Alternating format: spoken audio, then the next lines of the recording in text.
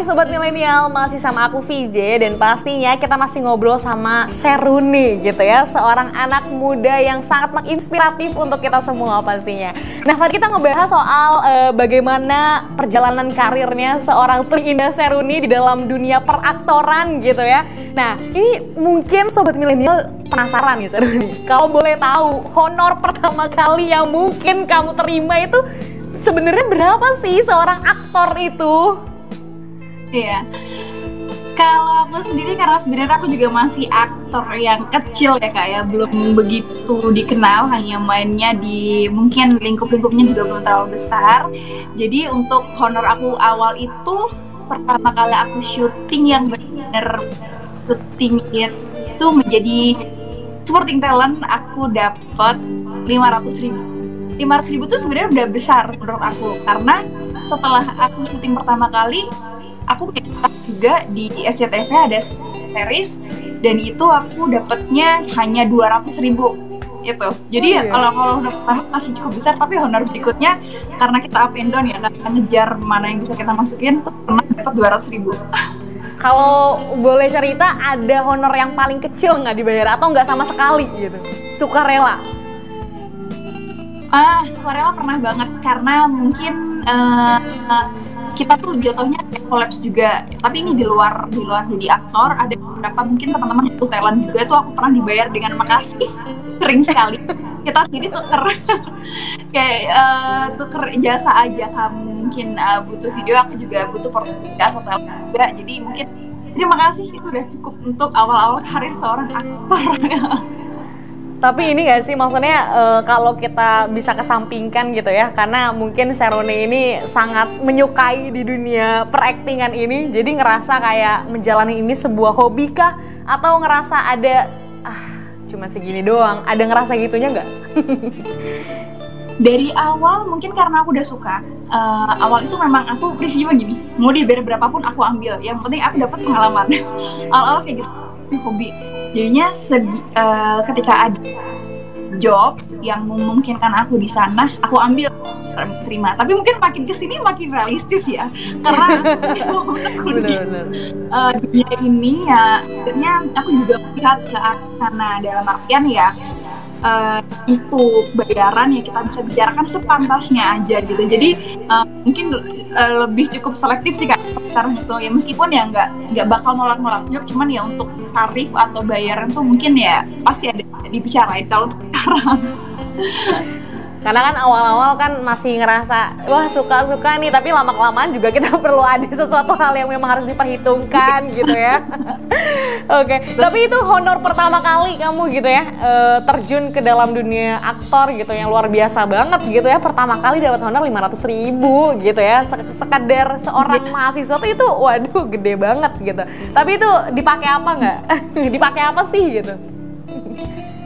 Untuk honor, karena aku pokoknya semenjak aku terjun ke dunia entertain dan aku akhirnya banyak dapat tawaran kerjaan itu, aku udah stop untuk nggak minta orang tua sih kak. Misalkan untuk biaya kehidupan sehari-hari aku ataupun untuk uang kuliah. Jadi 500.000 itu aku gunakan untuk keperluan aku pribadi gitu kak VJ.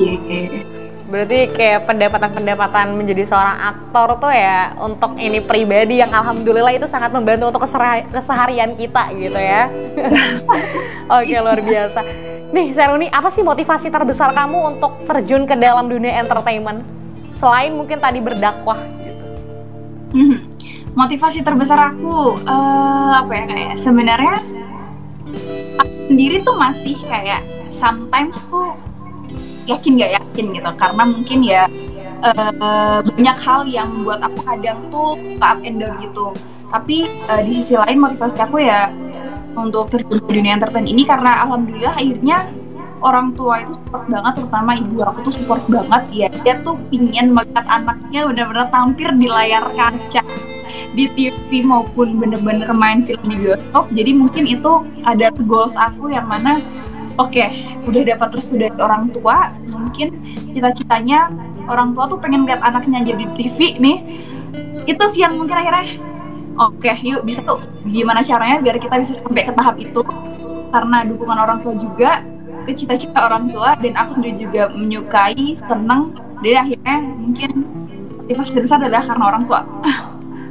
Itu sih ya, karena lingkungannya sangat mendukung, yang sampai pada akhirnya kita sendiri ngerasa wah sangat merasa dihargai dengan apa yang kita lakukan gitu. Itu luar biasa sekali ya, pastinya jadi penambah energi untuk kita bisa melakukan lebih dari itu gitu ya.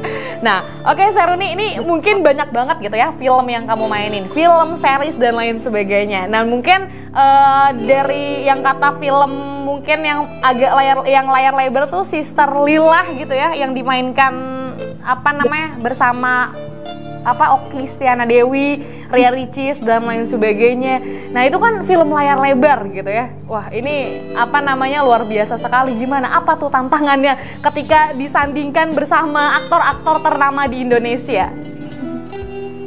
Alhamdulillah itu pas main Sister The Movie itu aku jadi supporting peran yang mana ada beberapa dialog bareng sama Dr. Cindy langsung, yang mana sama Ricis juga.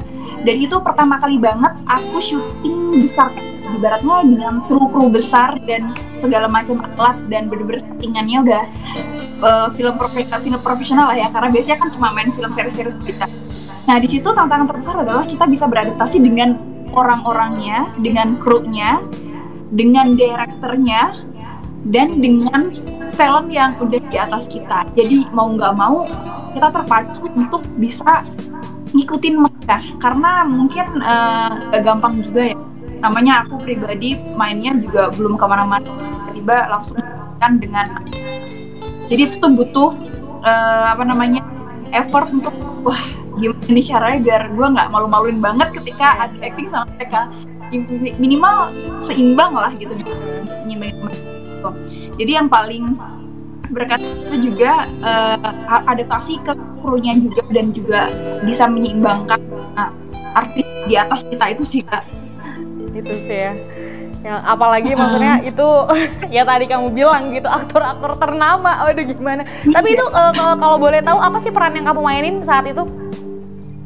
Saat itu aku jadi timnya Dr. Cindy, kakaknya Ricis. Itu kita di satu perusahaan gitu, jadi aku jadi karyawan dia, jadi ngebantu Dr. Cindy ini buat build satu produk. Nah di sana karena Ricis bersaudara Okky Stiana Dewi, Dr. Cindy dan juga Ricis ini kan mereka jadi pemeran utama. Jadi masing-masing peran itu sendiri tuh punya teman-temannya gitu. Nah aku kebetulan jadi temannya Dr. Cindy dan juga tim kita. Tapi itu dapat talent di film itu tuh dapat dari casting kah atau relasi dari siapa gitu? Ya kalau untuk film itu aku sendiri casting, karena itu sebenarnya PH Muslim yang bekerjasama dengan kru besar juga. Itu mungkin karena aku kurang paham yang jelas pas awal itu aku casting, kemudian si PH aku yang sekarang aku naungi itu ya memang dia lagi mau membuat suatu film yang besar gitu kan, jadinya kru-krunya besar. Aku memang sebelum itu udah ngikutin beberapa step untuk casting. Oh ternyata kepilihnya untuk si film Sister Lila ini. Luar biasa sekali. Ini udah main film layar lebar gitu ya. Walaupun di situ mungkin sebagai supporting talent gitu ya, sebagai temannya dari Dr. Cindy berarti. Nah, tapi ini pemirsa, kalau mungkin pemirsa tahu, ternyata Seruni itu baru-baru kemarin juga main film di salah satu film, yaitu Entrepreneur Love gitu ya. Yang kebetulan nih Seruni mungkin mainnya agak dominan gitu. Pemain utama ya? Apa tuh bahasa filmnya itu apa? Pemain utama berarti ya?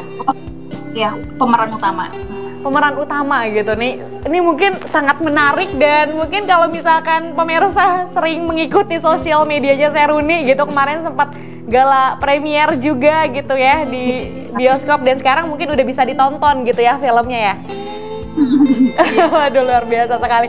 Ceritain dong itu, apalagi ini sebagai pemeran utama gitu yang sangat mempengaruhi dari si film itu gitu. Gimana tuh proses dalam proses menjalani syuting film dari Entrepreneur Love itu? Oke, jadi untuk film Love Friend tadi Kak yang aku main jadi pemeran utama, sebetulnya itu tuh kayak sequel dari short movie aku yang belum mapan pertama itu di Teladan Cinema. Jadi Belum Mapan itu film series pertama, keduanya itu ada Pejuang Mapan, yang ketiga ini ada Lovepreneur. Dimana Lovepreneur ini adalah sebenarnya lanjutan series yang dibuat film besar, yang ini juga kerjasama dengan pembisnis Dewasa Prayoga. Nah di sini kita membuat film yang banyak unsur entrepreneurnya gitu kan. Jadi kayak buat pemuda-pemudi yang pingin menikah tapi mungkin belum mapan, karena dari awal aku memang cerita film aku tentang belum mapan untuk menikah, akhirnya kita dibuatlah film yang cukup besar ini, Lovepreneur. Nah awalnya memang karena aku udah main di belum mapan, jadinya memang otomatis aku langsung ditempatkan sebagai pemeran utama. Nah untuk Lovepreneur itu sendiri syutingnya sekitar 8-9 hari, karena mungkin film besar juga. Ini tuh waktu itu syutingnya juga di Bandung, dan tapi itu juga terbilang ada project yang cukup singkat gitu kan, karena mungkin dari timing reading untuk pengkarakteran juga itu tuh nggak terlalu lama, beda mungkin film-film karena lebih kayak film rada mendadak. Cuman ya alhamdulillahnya tidak semua orang-orang tuh juga untuk kayak akhirnya nonton nih si film Lovepreneur ini. Itu sih, jadi karena ini adalah sambungan dari Belum Mapan Kak, jadinya akhirnya sampai di pemeran utama ini juga. Awalnya dari series Belum Mapan gitu ya, terus banyak series dan sampai akhirnya sekarang difilmkan jadi Lovepreneur ya. Entrepreneur apa? Lovepreneur. Lovepreneur ini luar biasa sekali. Dan apalagi nih mungkin alurnya yang aku baca gitu ya dari dari web dan lain sebagainya, ini sangat relatable mungkin dengan kisah percintaan anak muda zaman sekarang yang udah pengen melanjutkan hubungan serius tapi mungkin belum mapan gitu ya. Tapi kalau boleh tahu kamu meranin sebagai siapa dan karakternya apa yang dibangun pada film itu? Okay. Di Lovepreneur aku berperan sebagai Dewi, sama seperti di Belum Mapan dan Pejuang Mapan. Dewi sebagai seorang muslimah yang sebetulnya dari background dia ada orang yang berada, akhirnya dia ini tipikal orang berada tapi yang manja, tapi dia muslimah yang cerdas, yang tangguh, yang mau berjuang gimana hanya untuk mendapatkan apa yang diinginkan. Artinya ambisi, tapi ambisinya bagus gitu kan. Nah akhirnya si Dewi ini kan punya pasangan namanya si Sakti, pasangan itu, tapi karena ternyata Sakti itu belum mau diajakin serius, meskipun modalnya memang belum ada, tapi karena kekekahan si Dewi ini yang sangat optimis untuk bisa mencapai mapanan setelah menikah, akhirnya karena Sakti belum siap, ditinggalkan lah. Jadi Dewi mencari orang yang lebih siap dan mau diajak berjuang bersama dengan si Farid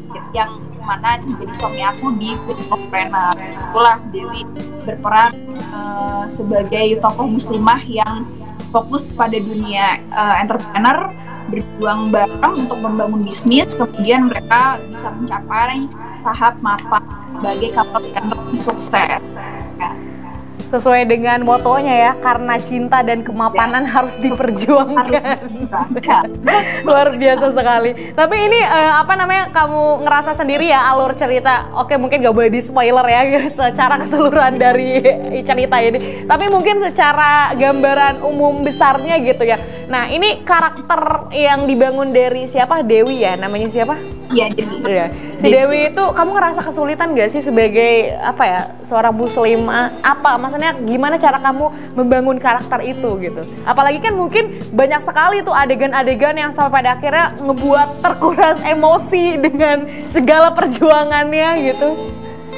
Iya, karena si Dewi ini menurutku ada beberapa sifat dan karakter yang emang gak aku banget.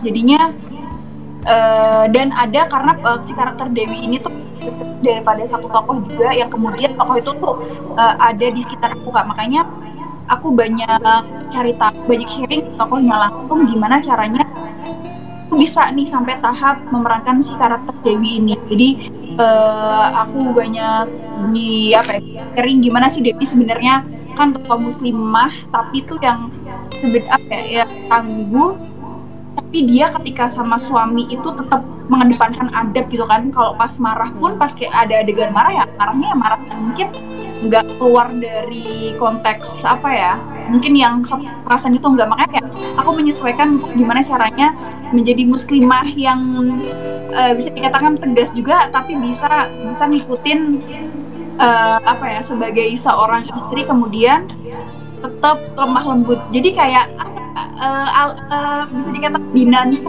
itu berubah-ubah itu aku cuman gimana ya gitu, tetap ada karakter cuman pas keluar untuk memerankan pas adegan marah ataupun kesel gimana tuh tetap pada karakter. Nah itu sih yang ada PR banget, jadi harus banyak-banyak baca dialog dan ngulik karakter aslinya sih kan. Itu sih ya, harus banyak belajar berarti ya, dengan walaupun mungkin pengalaman banyak main series, film dan lain sebagainya, kalau kita dapat karakter yang wah baru gitu ya, apalagi ini mungkin harus banyak explore berarti ya Seruni. Iya benar Kak. Nah oke Seruni, ini mungkin sobat milenial penasaran gitu, apa sih asiknya berakting itu dan lain sebagainya, tapi kita akan jeda dulu Seruni setelah yang satu ini. Jadi sobat milenial jangan kemana-mana, tetap di Ngobrol Bareng.